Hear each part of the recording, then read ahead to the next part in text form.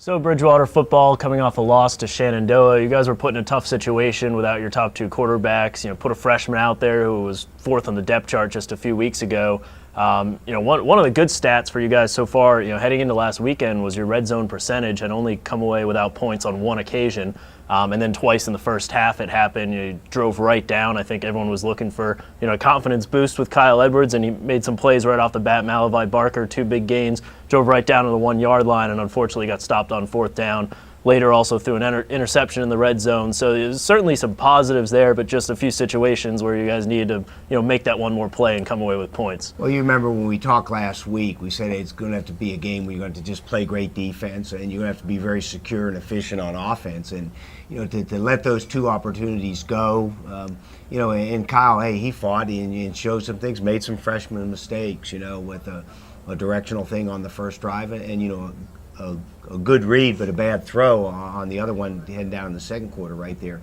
But I think anytime you get into a situation where you're turning the ball over, it's going to be tough to win regardless of who's playing at the quarterback position. And to go in there and have those 4 turnovers and be -3 in that, you're asking for trouble against a team that came in here with a hot hand, a good quarterback and a great running back. Can you talk a little bit about that situation where a freshman in the college game hasn't been able to take first or second team snaps, trying to step into that situation, and sort of how much room would he have to grow? It certainly, again, looked like he made plays. I remember there were maybe 3 times in the first half there were busted plays, although he recovered nicely on 1 or 2 of them. So certainly some signs there. Is that a type of player that could get a lot better once he gets? Well, I think I got to look at that as a bonus, not just for Kyle, but really for our program, because it was a kid, hey, we had a chance to look at, and it was something that 7-8 days ago you never would have said.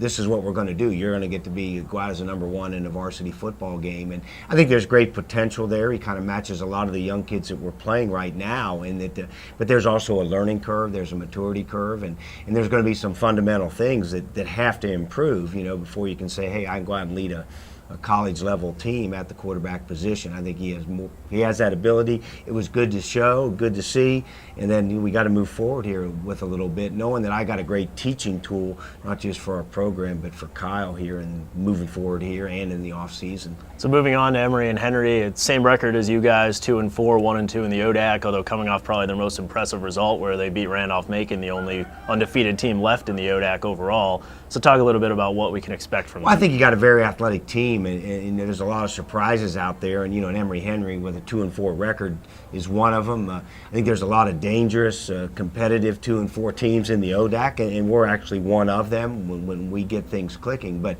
I think they're going to be very athletic. They've got 2 quarterbacks that are playing very efficiently. They're going to be one of the faster teams that we play, and it's going to be a big challenge, for us having them coming in here. But I think we've also got some positives going on our end. I think our defense, if we don't put them in compromised positions, has been solid over the last 2 weeks. I think Tuesday was the first day that I've had my 1 and 2 quarterbacks through camp that were actually on the practice field at the same time working in a month. And not that maybe they are both at 100%, but they're out there working, and I think that is something that will pay some positive dividends for us down the road. Now, already everyone in the conference has at least 1 loss, except for Washington and Lee, who you still play. So certainly not out of it yet, but this would have to be your guys' last stand coming, in front of the homecoming crowd. Well, I think you always, gosh, our goal every year is to kind of go in and win a title. We know it's an open conference. I don't know if there's great teams in it, but there's not bad teams. But I think at some point, and we really should, our focus really isn't about what this does for us from a conference perspective. It's what it does for Bridgewater. And I think, in a homecoming with the jolt that comes from that crowd, we got to harness some of that energy and go out and just get on that same 50-minute roll we had up at Gettysburg and we had against Hampton-Sydney, against, to be honest with you, a better and more athletic team than those two. So we're going to have to improve our game, and really it becomes about this 60 minutes, not what it does for us in the long term. Well, check online for live stats and video links. And, the first time in my 2 years where all 5 of our fall sports teams are playing at home. So if you're here, hopefully check out soccer, field hockey, volleyball as well, and, good luck. Well, I think any time at Bridgewater and Division III in general, I think there's times where it has a buzz. I think homecoming, there's that buzz, there's that energy around campus, and we're just kind of glad to be a part of it. I hope it can be a successful run, and what we do over this next month, Jimmy, I think it's not just important in the short term, it's important in the long term, and it's about picking a direction and as I mentioned before we played Gettysburg, my goal this year was I wanted this team to be playing its best ball down the stretch, and that's still an opportunity that's ahead of us.